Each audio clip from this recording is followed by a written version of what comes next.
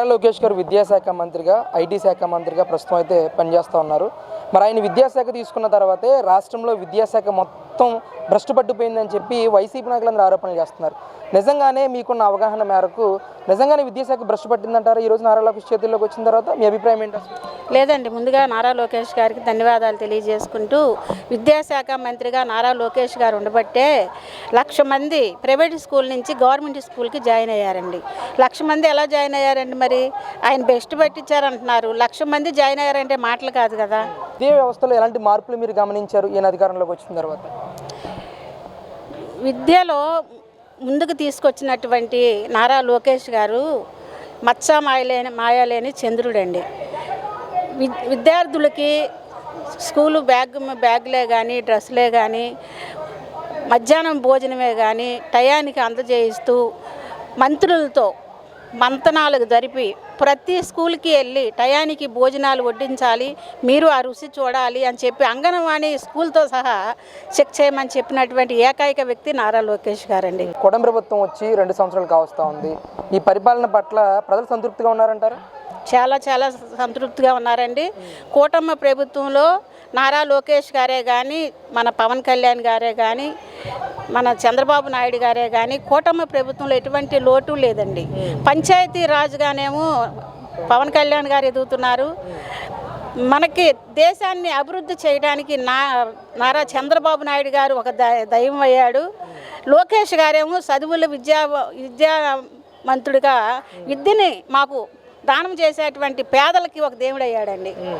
మరండి, ఒకవైపు ఏమో మహిళలను కూడా పెద్ద ఎత్తున మోసం చేశాడు చంద్రబాబు. ఈరోజు వెన్నుపోటు పొడిచాడు ప్రజలందరికీ అని చెప్పేసి పెద్ద ఎత్తున వాళ్ళందరూ నిరసనలు కూడా వ్యక్తం చేస్తూ ఉన్నారు. దీనిపై మీ అభిప్రాయం ఏంటి? నిరసనలు చేయడానికి ఏముందండి, ప్రతిపక్షంలో మేమున్నప్పుడు నిరసనలు చేసామంటే పార్టీ రావాలి అని చెప్పి, మంచి ప్రభుత్వం రావాలి అని చెప్పి లేడీసు ఇంట్లో వంట చేసేటప్పుడు గట్టి తిప్పే లేడీస్ కూడా, బయట అడుగు పెట్టని వాళ్ళు కూడా బయటకు వచ్చి తెలుగుదేశం పార్టీని గెలిపించుకున్నాం. అంటే మంచి ప్రభుత్వం కావాలని. ఇవాళ రోజున ప్రభుత్వం వచ్చిన తర్వాత కూడా వీళ్ళు ఈ రకంగా ధర్నాలు చేసి అసలు చిరాకుగా వీళ్ళ వ్యవస్థని పాడు చేసే అంత దరిద్రులాగా తయారండి వైసీపీ పార్టీ వాళ్ళు. వాళ్ళని అసలు తలవాలంటేనే చిరాకుగా ఉంది. ప్రతిపక్షానికి పనికిరానటువంటి 11 సీట్లు తెచ్చుకున్నటువంటి వైఎస్ జగన్మోహన్ రెడ్డి వాడు అక్కడ కూర్చొని వాడు అనకూడదు కానీ సంబోధించకూడదు కానీ మా కడుపు మంటండి. ఇప్పుడు ఎస్సీ ఎస్టీ బీసీ మైనార్టీలకి పెద్దపీట వేస్తాను, బీసీలే మా ఆయుధం అని చెప్పినటువంటి ఏకైక వ్యక్తి జగన్మోహన్ రెడ్డి. నెత్తి మీద ముద్దులు పెట్టి గెలిచినటువంటి జగన్మోహన్ రెడ్డి పదవిలోకి వచ్చిన తర్వాత ఏం మేలు చేశాడండి మాకు? కాల్చూ తినటమే కానీ, అంగన్వాడీలకి ఏమన్నా అంగన్వాడీ టీచర్స్కే కానీ, అంగన్వాడీ పిల్లలకి మంచి భోజనాలే కానీ, మన డ్వాక్రా వాళ్ళకి కానీ, ఇప్పుడు డ్వాక్రా వాళ్ళకి 2 లక్షలు కానీ 3 లక్షలు కానీ ఇచ్చి పైన మళ్ళీ 50,000 ఇస్తున్నారండి. ఆ 50,000 రూపాయలు ఏ రోజన్నా మేము తీసుకున్నామండి లోగడ?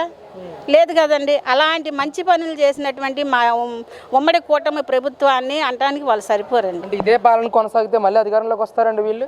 ప్రజలు చూస్తున్నారు కదండి. ఇప్పుడు ఇదే పాలన సాగిస్తే అన్నమాట అసలు చాలా చిన్నది. అది ప్రజలు ప్రతి క్షణము కూడా గమనిస్తున్నారు. నారా చంద్రబాబు నాయుడు గారు ఏం చేస్తున్నారు, ఆయన అనుచరులు ఏం చేస్తున్నారు, మరి ముఖ్యమంత్రులు ఏం చేస్తున్నారు, ఎమ్మెల్యేలు ఏం చేస్తున్నారు, కార్యకర్తలు ఏం చేస్తున్నారు. ఒక గ్రామ స్థాయి నుంచి మండల స్థాయి వరకు కూడా, రాష్ట్ర స్థాయి వరకు కూడా గమనిస్తూ 2 సంవత్సరాలు పూర్తయినందుకు రికార్డు నాకు తెచ్చిమన్నాడు చంద్రబాబు నాయుడు గారు. అలాంటి రికార్డు సృష్టించినట్టు వ్యక్తి ఏకైక వ్యక్తి నారా చంద్రబాబు నాయుడు గారు రాక ఇంకెవరు వస్తారండి?